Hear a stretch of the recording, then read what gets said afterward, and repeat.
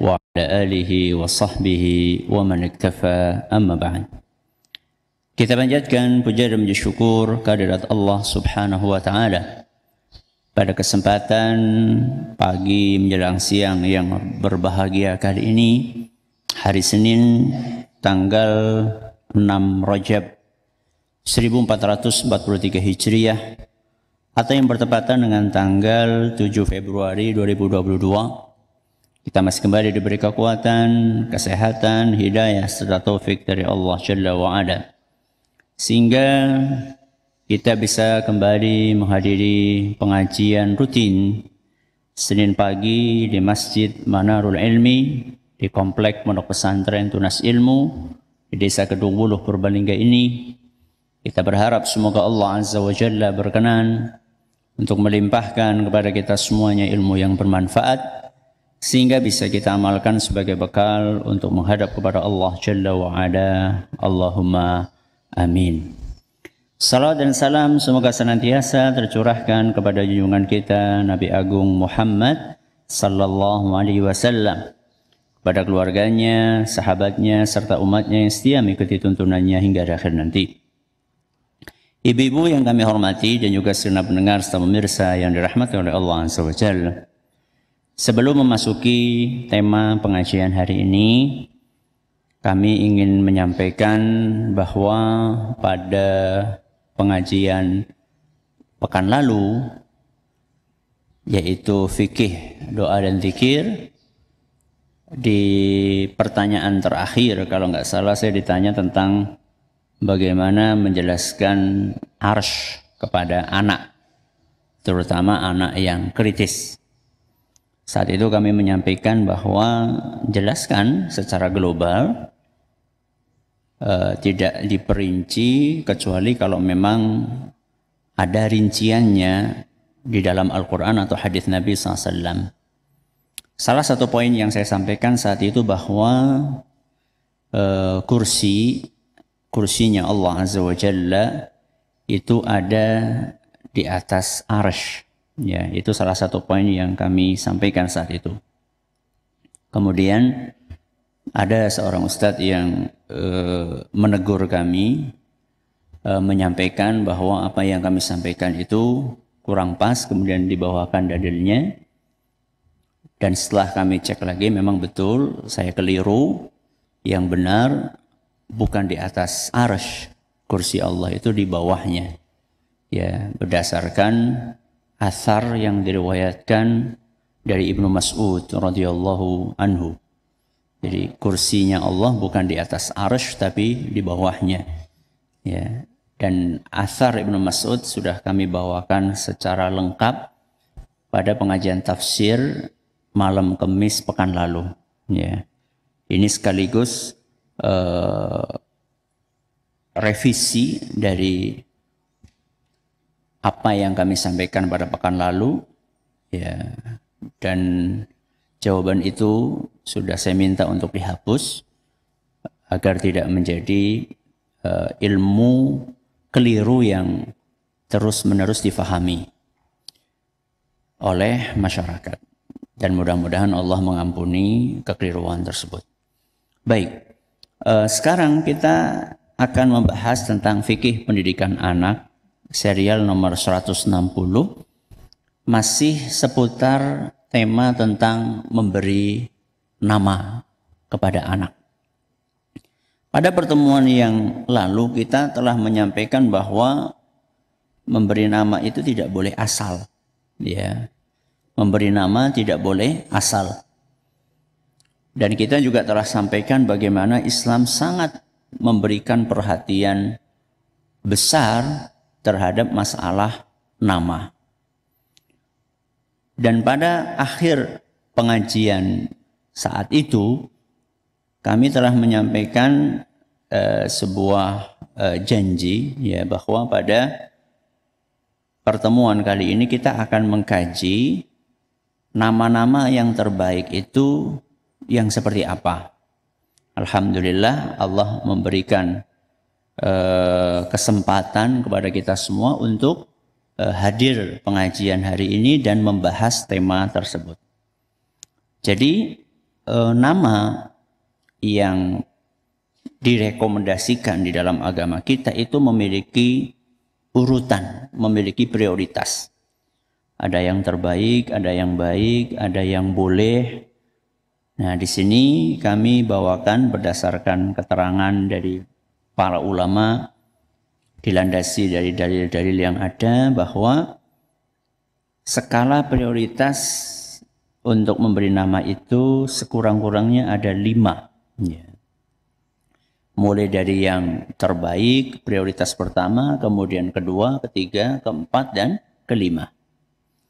Mari kita bahas satu persatu. Prioritas yang pertama, nama yang terbaik adalah nama yang direkomendasikan oleh Nabi kita Muhammad sallallahu alaihi wasallam. Yaitu 2 nama. Yang pertama adalah Abdullah, yang kedua adalah apa? Abdurrahman. Saya sampaikan ini bukan karena nama saya Abdullah, bukan. Juga bukan karena anak saya yang pertama namanya Abdurrahman, bukan. Tapi karena Rasulullah Shallallahu Alaihi Wasallam yang menyampaikan hal tersebut. Sebagaimana yang beliau sabdakan dalam hadis yang diriwayatkan oleh Imam Muslim, Inna ahabba asma'ikum ilallah, sesungguhnya nama yang paling dicintai Allah Abdullah wa Abdurrahman, yaitu Abdullah dan Abdurrahman. Siapa ini yang bicara? Rasulullah SAW. Hadisnya sahih. Jadi yang merekomendasikan 2 nama ini, Abdullah dan Abdurrahman, adalah Rasulullah SAW sendiri. Ya. Sehingga bukan saya yang ngarang, ya, bukan karena saya fanatik dengan nama saya, bukan. Tapi karena Rasulullah SAW yang merekomendasikan hal tersebut. Dan ketika kami menamai anak kami yang pertama dengan nama Abdurrahman juga karena membaca hadis ini. Ya. Ada 2 nama, Abdullah sama Abdurrahman. Kalau saya kasih nama anak saya Abdullah, berarti kayak nama siapa? Kayak nama bapaknya. Ya sudah, pilihannya tinggal Abdurrahman yang belum saya pakai. Ya, maka anak saya kasih nama Abdurrahman. Jadi inilah nama yang paling disukai oleh Allah Azza wa Jalla. Dari mana Rasulullah SAW tahu bahwa 2 nama ini yang paling disukai oleh Allah? Ya dari Allah. Karena hadis Nabi SAW itu adalah wahyu. Dari sinten? Dari Allah. Jadi Nabi SAW ketika menyampaikan hadis ini, itu berdasarkan wahyu dari Allah. Ya, Allah menyampaikan, memberikan wahyu kepada Nabi-Nya Muhammad SAW bahwa nama yang paling dicintai olehnya, yaitu oleh Allah, adalah 2 nama ini, Abdullah dan Abdurrahman. Sehingga kalau kita baca buku-buku sejarah, maka kita akan temukan bahwa sahabat Nabi SAW itu banyak sekali yang namanya Abdullah. Bahkan ada seorang ulama yang mencoba menghitung sahabat Nabi yang namanya Abdullah, ada berapa, Bu? Ada 300, bayangkan. Ya, ada 300 orang di zaman Nabi SAW yang namanya Abdullah. Lu apa orang bingung Ustaz manggilnya? Ya, enggak bingung. Kenapa enggak bingung? Karena nanti untuk membedakan antara satu Abdullah dengan Abdullah yang lainnya, pakai apa, Bu? Pakai bin. Pakai apa? Bin. Makanya kita pernah dengarkan Abdullah bin Abbas. Terus inten? Abdullah bin Umar. Abdullah bin jeneng mandek. Abdullah bin Mas'ud, nggih. Abdullah bin Zubair, Abdullah bin Amr, Abdullah bin Abi Kuhafah, Abu Bakar As-Siddiq. Jadi untuk membedakan satu Abdullah dengan Abdullah yang lainnya adalah dengan menyebutkan sinten nama bapaknya. Wah, panjang banget berarti Abdullah bin Abbas. Masa kita panggil, "Hei Abdullah bin Abbas." Ya.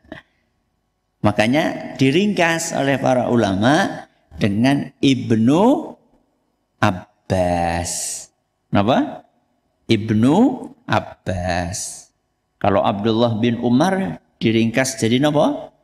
Ibnu Umar. Ya, Abdullah bin Mas'ud diringkas jadi apa? Ibnu Mas'ud. Ya. Ini adalah prioritas yang pertama, yaitu nama Abdullah dan apa? Abdurrahman. Kenapa ini nama yang paling baik? Ya karena Rasul SAW yang menyatakan itu. Kemudian kalau dilihat dari maknanya, Abdullah. Apa artinya, Bu? Hambanya Allah. Abdu itu artinya apa? Hamba Allah, ya Allah. Hambanya Allah. Ya. Dan kita tahu bahwa nama Allah kan banyak. Nama Allah, Asmaul Husna kan banyak. Salah satu nama, bahkan nama yang paling agung adalah Allah. Ismullahil A'zam. Menurut banyak ulama, nama Allah yang paling baik, yang paling agung, yang paling istimewa ya Allah. Ya.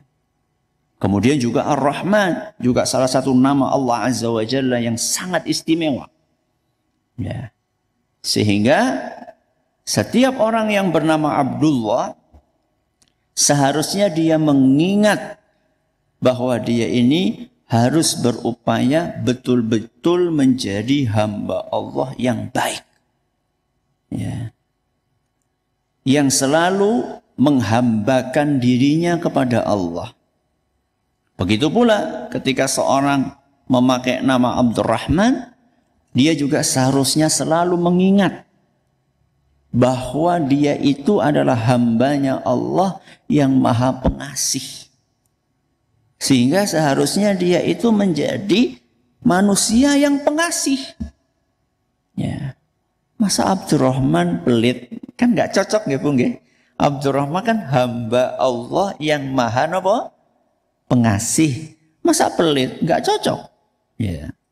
Ini adalah prioritas pertama. Apa Bu? Yang pertama, Abdullah dan Abdurrahman. Baik, sekarang kita pindah prioritas yang kedua. Prioritas yang kedua adalah nama yang berupa penghambaan kepada Asmaul Husna yang lainnya.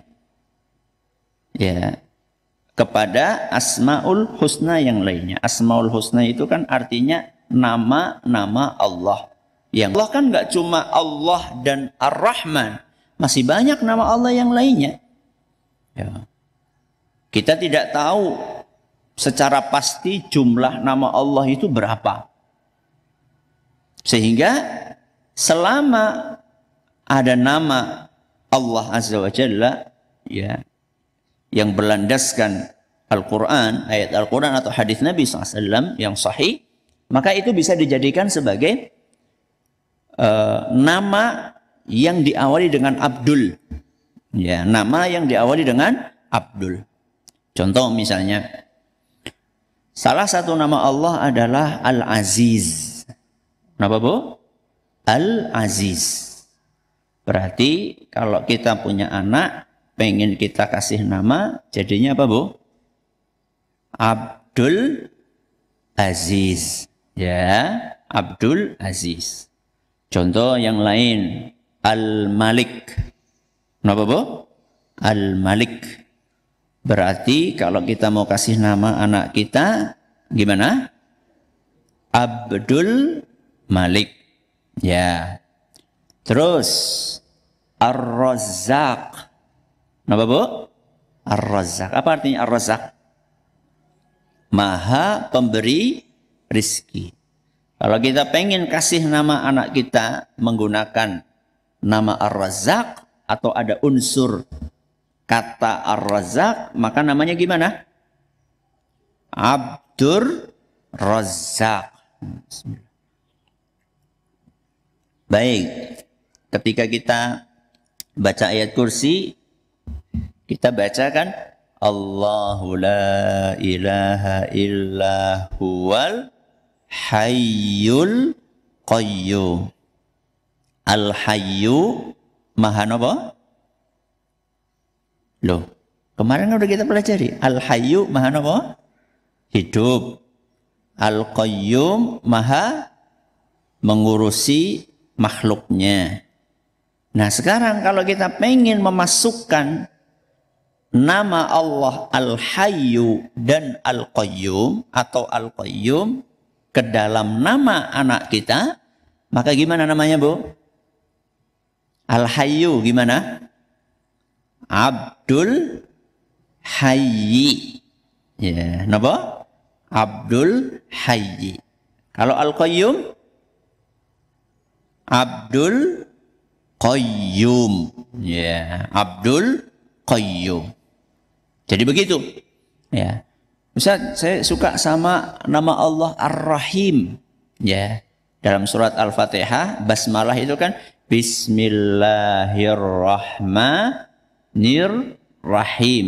Kalau saya pengen memasukkan nama Ar-Rahim, jadinya gimana, Bu? Abdur Rahim. Begitu caranya. Ya. Begitu caranya menggunakan nama Allah di dalam nama anak kita. Dengan diawali menggunakan abdu, ya, yang berarti hamba. Dan itu banyak banget, Bu, ya. Nama-nama Allah seperti yang saya katakan tadi, yang tahu pasti jumlahnya itu hanya Allah. Kita nggak tahu berapa jumlah pastinya. Banyak banget nama Allah yang bisa dijadikan sebagai unsur di dalam nama anak kita. Ini prioritas yang kedua. Baik, kita pindah prioritas yang ketiga. Ya. Yang ketiga adalah nama para nabi dan rasul. Ya, nama para nabi dan rasul. Contoh, nabi yang pertama, sinten? Adam. Ya. Kalau rasul yang pertama sinten? Nah, ibu-ibu bisa membedakan enggak nabi pertama sama rasul yang pertama? Sama apa beda? Beda. Adam itu nabi pertama. Kalau rasul pertama sinten? Nuh. Sinten? Nuh. Ya. Berarti kalau kita pengen kasih nama anak kita, prioritas ketiga adalah nama nabi dan rasul. Kalau yang disebutkan dalam Al-Quran ada berapa, Bu? Ada 25. Ada 25. Tapi bukan berarti Nabi dan Rasul itu jumlahnya cuma 25. Enggak. 25 itu adalah yang diceritakan kisahnya di dalam Al-Quran. Tapi berapa hakikatnya sejatinya Allah yang tahu. Ya. Kalau yang disebutkan dalam Al-Quran memang 25. Ya, silahkan jenengan pilih antara 25 nama Nabi tersebut. Mau mana yang dipilih? Bisa Adam, bisa Nuh, bisa siapa lagi, Bu? Coba. Sinten? Idris, terus Yahya, siapa lagi? Zakaria, terus Nuh, Hud, Salih. Siapa lagi? Ilyas, Syuaib, Ibrahim. Siapa lagi? Ismail, Yusuf, Ishak, Yunus. Banyak banget. Dan tentunya Nabi kita, sinten? Nabi Muhammad SAW. Tapi kalau jenengan kasih nama putranya jenengan Muhammad, gak pakai sallallahu alaihi wasallam, ge. Kalau sallallahu alaihi wasallam itu buat siapa? Buat Rasul sallallahu ya. Silahkan pilih. Dan jangan minder. Ya. Ada sebagian orang itu malu kasih nama anaknya Muhammad, subhanallah. Lebih bangga dengan nama artis, lebih bangga dibanding dengan nama bintang film. Aneh bin ajaib. Wong Nabi Muhammad itu kan manusia yang paling nopo? Yang paling baik. Nabi Muhammad SAW adalah manusia yang paling mulia di muka bumi. Ya. Kenapa kita malu memberi nama anak kita dengan Muhammad? Ya. Kalau Isa boleh nggak, Bu? Anak kita kasih nama Isa, boleh nggak? Boleh? Boleh. Ya. Jadi Nabi Isa itu walaupun beliau diutus kepada kaum apa, Bu? Nasrani. Tapi bukan berarti kita umat Islam tidak mengakui Nabi Isa. Kita mengakui Nabi Isa alaihissalam. Ya. Makanya umat muslim itu yang paling beruntung. Nabi Isa diakui, Nabi Musa diakui, Nabi Dawud diakui, ya. Nabi Muhammad SAW diakui. Umat Islam itu umat yang paling beruntung. Kenapa? Karena mengakui, menerima, menghormati, menghargai seluruh Nabi dan Rasul. Ya. La nufarriqu baina ahadim minhum. Ya. Kita tidak membeda-bedakan antara satu Nabi dengan Nabi yang lainnya. Maksudnya semua Nabi dan Rasul kita hargai, kita hormati, kita terima. Ya. Rasulullah SAW pernah bersabda dalam hadis yang diriwayatkan oleh Imam Muslim, innahum kanu yusammuna bi anbiyaihim was-solihina qablahum. Dahulu mereka biasa memberi nama anak-anaknya dengan nama-nama para nabi. Jadi kebiasaan memberi nama anak dengan nama para nabi dan rasul itu sudah lama. Ya. Kenapa? Karena manusia-manusia yaitu para nabi dan para rasul itu kan teladan, orang-orang yang baik-baik. Ya. Maka kita dianjurkan untuk memakai nama para nabi atau para dahulu. Mereka itu biasa memberi nama anak-anak mereka dengan nama para nabi. Kemudian kelanjutannya was-solihina qablahum, dan memberi nama anak-anak mereka dengan nama orang-orang solih yang hidup sebelum mereka. Hadis riwayat Muslim. Jadi kalau misalnya kita nggak kasih nama dengan nama nabi, maka kita berpindah nama orang-orang soleh. Harapannya apa? Harapannya mudah-mudahan anak kita bisa meniru dan meneladani kesolihan orang-orang tersebut. Ya. Siapa manusia yang paling soleh setelah para nabi dan rasul? Sinten, Bu? Para sahabat. Para sahabat. Ya. Para sahabat Nabi SAW, mereka adalah manusia yang terbaik di muka bumi ini setelah para nabi dan rasul. Ya. Terutama al-khulafa'ur rasyidun. Ya. Nah, mungkin banyak yang baru tahu ya. Abu Bakar itu bukan nama, Abu Bakar itu julukan, kunyah. Kalau nama aslinya Abdullah. Kalau Umar, ya itu namanya. Utsman juga namanya. Ali juga namanya. Tapi kalau jenengan pengen kasih nama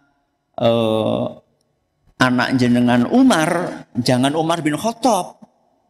Ya, karena bin itu berarti sudah bapaknya. Ya, nisbah kepada bapaknya. Ya, kalau misalnya nun sewu ada di antara panjenengan yang maaf mungkin namanya Paijo misalnya. Ya, namanya sinten? Paijo. Kemudian kasih nama anak Umar, berarti Umar bin Paijo. Wah, kok enggak keren Ustaz? Ya udah, jenengan ganti nama Paijo jadi sinten? Khattab. Sehingga putra jenengan Umar bin Khattab. Ya, ya Ustaz, saya namanya misalnya siapa ya, misalnya namanya, misal ya, ini cuma misal aja. Misal nama saya Joko, Ustaz. Anak saya kasih nama Utsman. Utsman bin Joko itu kan ini Ustaz, enggak matching Ustaz. Ya udah, jenengan rubah nama jenengan jadi siapa? Jadi Affan. Terus anak jenengan jadinya apa? Utsman bin Affan. Ya. Tapi maksudnya bukan Utsman bin Affan khalifah itu, bukan. Ya Utsman bin Affan ya tetap anaknya jenengan itu. Ya. Yang perilakunya ya mudah-mudahan bisa meneladani Utsman bin Affan yang asli. Loh berarti yang ini palsu Ustaz? Ya enggak lah. Ya asli putrane jenengan maksudnya ya. Jadi ini nama sahabat.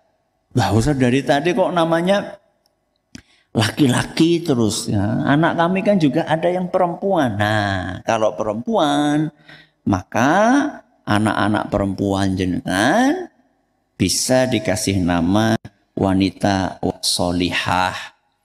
Ya. Sebelum istri-istri Nabi ada wanita solihah sebelum istri Nabi, misalnya ibunya Nabi Isa sinten? Maryam. Sinten? Maryam. Terus ibunya Nabi Ismail sinten? Jeneng ambleng. Ibunya Nabi Ismail sinten?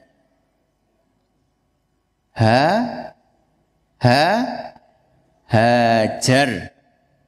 Ya. Hajar. Terus ibunya Nabi Ishak. Jan. Ngotakoni nama artis ngerti. Ayo, ibunya Nabi Ishak sinten? Sarah atau Sarah. Pakai R nggih? Sarah. Ya. Silakan. Ya, bisa Maryam, bisa Hajar, bisa Sarah. Ya.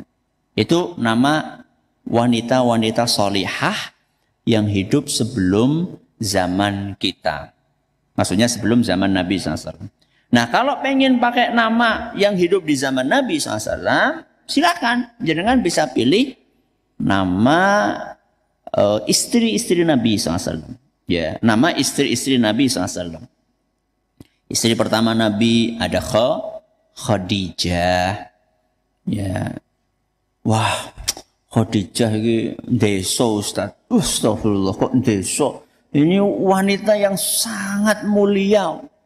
Nabi SAW saja begitu susah untuk melupakan Khadijah. Walaupun sudah nikah dengan yang lebih muda yaitu Aisyah radhiyallahu anha. Khadijah itu keren. Ya, istri Nabi SAW. Siapa lagi Bu? Saudah. Siapa lagi? Aisyah. Sinten malih? Hafsah. Siapa lagi? Zainab. Terus Juwairiyah. Lagi Sofiyah. Siapa lagi? Maimunah. Dan masih banyak yang lainnya. Jadi ini cuma contoh aja. Jadi di nama muslimah di zaman Nabi SAW itu banyak. Sebagaimana nama sahabat di zaman Nabi juga banyak. Jadi selain yang kita sebutkan tadi Abu Bakar, Umar, Utsman, Ali itu masih banyak. Sahabat itu kalau nggak salah ribuan loh Bu. Kalau nggak salah 100.000 atau saya lupa jumlah pastinya. Banyak banget sahabat. Tolhah nama sahabat. Az-Zubair nama sahabat. Banyak nama sahabat. Selain Ummahatul Mukminin, istri-istri Nabi SAW, juga banyak nama sahabat yang lainnya. Ya. Hindun itu juga nama sahabat, ya, atau istri Nabi SAW, Ummu Salamah, ya, Ummu Salamah. Baik. Nah, baru urutan yang kelima, prioritas yang kelima adalah kalau kita nggak pakai nama-nama yang tadi sudah disampaikan di atas, maka kita bisa pakai nama yang lain. Yang penting memenuhi syarat dan adab.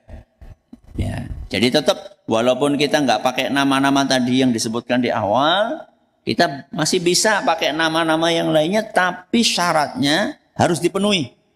Ya, apa Ustaz syaratnya? Jangan nama tokoh non-muslim. Apalagi kalau itu adalah orang-orang yang tidak baik. Contohnya sinten Ustaz? Contohnya Fir'aun. Kan wonten Ustaz teng Al-Quran. Iya, ada. Abu Lahab juga ada. Masa anaknya Abu Lahab?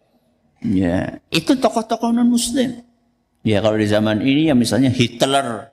Ya, astagfirullah. Masa nama anak Hitler? Ya, jangan pakai nama-nama tokoh non-muslim. Kemudian usahakan susunannya, kemudian maknanya itu bagus. Ya, maknanya memang bagus. Misalnya pakai bahasa Jawa, ya cari, seandainya pengen pakai nama dari kosakata Jawa, ya cari yang maknanya bagus. Ya, selamat itu bagus nggak maknanya, Bu? Bagus nggak? Bagus. Ya, selamat nggak apa-apa. Ya. Jadi ini adalah contoh. Ya. Karso, ya, Karso itu nama artinya apa? Karso. Ya, kayaknya juga bagus, ya. Enggak apa-apa. Tapi tetap prioritasnya yang tadi di awal. Kemudian, walaupun kita boleh pakai nama selain yang tadi disebutkan di atas, tapi kita harus menghindari nama-nama yang mengandung unsur celaan. Ya. Atau mengandung unsur tazkiyah. Tazkiyah itu adalah mengklaim kesucian. Mengklaim apa? Kesucian. Ya. Mengklaim kesucian diri. Ya, hati-hati. Jangan sampai kita memberi nama anak kita makna-makna yang mengesankan bahwa anak kita ini suci dari dosa. Itu tidak boleh. Kemudian aturan yang lainnya adalah usahakan nama itu ndak aneh-aneh, ndak nyeleneh, nggak susah diucapkan, ndak susah diingat. Ya, ada sebagian orang mau bacanya ya wangel banget, nggak usah ya nyeleneh. Coba lihat tadi Muhammad, Abdullah, Abdurrahman, Isa, Hud, Musa, Ibrahim, itu kan gampang mengucapkannya.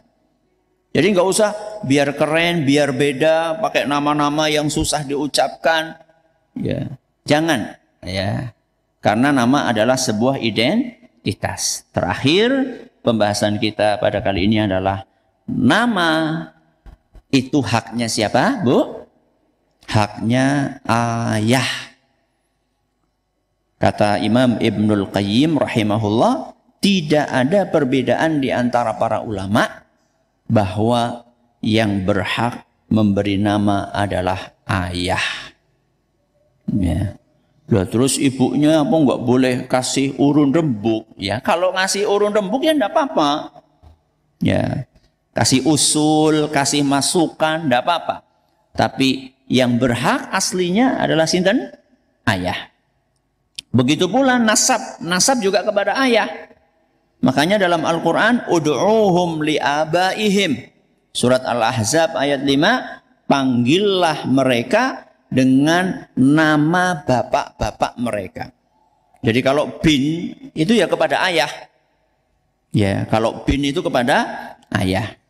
Nah, dari sekarang jenengan dibiasakan kepada anak untuk menghafal nama ayahnya. Contoh misalnya anak yang terakhir namanya Bilal. Nah, ya. Dari sekarang sudah saya biasakan. Bilal bin siapa?